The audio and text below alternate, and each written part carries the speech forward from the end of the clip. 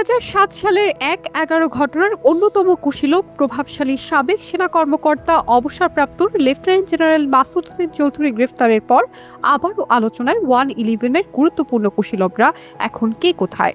বাংলাদেশের রাজনীতিতে গুরুত্বপূর্ণ পট পরিবর্তনের দিন ২০০৭ সালের ১১ই জানুয়ারি, যা 1-11 নামে পরিচিত।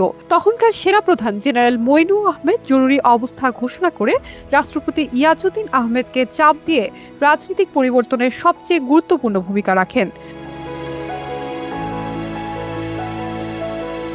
২০০৯ সালে সেনাবাহিনী থেকে অবসর নিয়ে মার্কিন মূল্যকে পাড়ি জমান মইনু। যুক্তরাষ্ট্রের ভাড়া বাড়িতে নিভৃতে জীবন তার। ২০১২ সালে চিরবিদায় নেন রাষ্ট্রপতি ইয়াজউদ্দিন আহমেদ। জরুরি সরকারের প্রধান হিসেবে ডক্টর ফখরুদ্দিন আহমেদ ছিলেন সাবেক তত্ত্বাবধায়ক সরকারের প্রধান উপদেষ্টা। ২০০৮ সালের সাধারণ নির্বাচনের পর দায়িত্ব শেষ হলে তিনি যুক্তরাষ্ট্রে বসবাস শুরু করেন। সেখানে তিনি বিভিন্ন শিক্ষা গবেষণা কার্যক্রমে জড়িত বলে জানা গেছে। ১-১১ সময় ডিজিএফআই এর প্রভাবশালী কর্মকর্তা অবসরপ্রাপ্ত ব্রিগেডিয়ার জেনারেল চৌধুরী ফজলুল বারীও আমেরিকায় অবস্থান করছেন। রাজনৈতিক ব্যক্তিদের চরিত্র হনন, গ্রেপ্তার এবং নির্যাতনের পটভূমি তৈরিতে ভূমিকার অভিযোগে সমালোচিত ডিজিএফআই এর সাবেক প্রধান এটিএম আমিনও অবসরে নীরবে আছেন। প্রভাবশালী স্বরাষ্ট্র উপদেষ্টা অবসরপ্রাপ্ত মেজর জেনারেল এম মতিন চট্টগ্রামের নিজ বাড়িতে অবস্থান করছেন, যার বিরুদ্ধে রয়েছে সেনা এবং সিভিল প্রশাসন দিয়ে গুরুত্বপূর্ণ রাজনৈতিক নেতা, প্রভাবশালী ব্যবসায়ী এবং সমাজের আলোচিত ব্যক্তিদের চরিত্র হনন, হয়রানি এবং নির্যাতনের পরিকল্পনা বাস্তবায়ন অভিযোগ।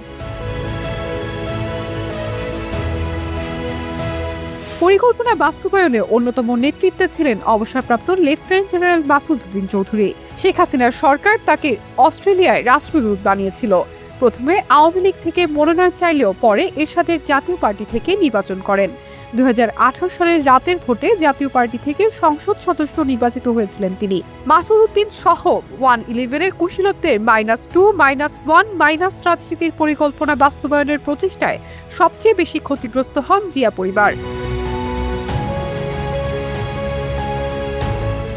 বড় ছেলে বর্তমান প্রধানমন্ত্রী তারেক রহমান নির্যাতনের শিকার হয়ে লন্ডনে যেতে বাধ্য হয়েছিলেন। নির্যাতনের শিকার হয়েছিলেন খালেদা জিয়ার আরেক সন্তান আরাফাত রহমান কোকো। হাসিনা সরকারের সময়ে প্রবাসে কোকো মৃত্যুবরণ করেন।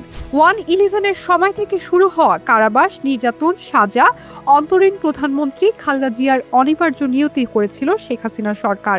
1-11-এর পরেও নির্বাচনের সময় ক্ষমতায় এলেও শেখ হাসিনা -1 বা জিয়া পরিবার রাজনীতি বাস্তবায়ন করতে গিয়ে খালেদা জিয়াকে ২০২৪-এর ৫ই আগস্ট পর্যন্ত অন্তরীণ রেখেছিল। কিন্তু বাংলাদেশের সর্বস্তরের মানুষের ভালোবাসায় সিক্ত হয়ে মুক্ত হয়ে চিরবিদায় নেন বেগম খালেদা জিয়া। তারই সন্তান নির্যাতিত তারেক রহমান নির্বাচনের 2/3 আসনে জিতে বর্তমানে বাংলাদেশের প্রধানমন্ত্রী। আর দুর্দান্ত প্রতাপশালী 1-11-এর কুশীলবরা দেশে বিদেশে কে কোথায় কোন নিভৃতে পলাতক জীবনযাপন করছেন কেউ খবর রাখে না। তবে বর্তমানে বৈষম্য বিরোধী ছাত্র আন্দোলন সংশ্লিষ্ট মামলায় 1-11-এর কুশীলবদের মাধ্যমে প্রথম ব্যক্তি হিসেবে গতরাতে গ্রেপ্তার হন অবসরপ্রাপ্ত লেফটেন্যান্ট জেনারেল মাসুদ উদ্দিন চৌধুরী।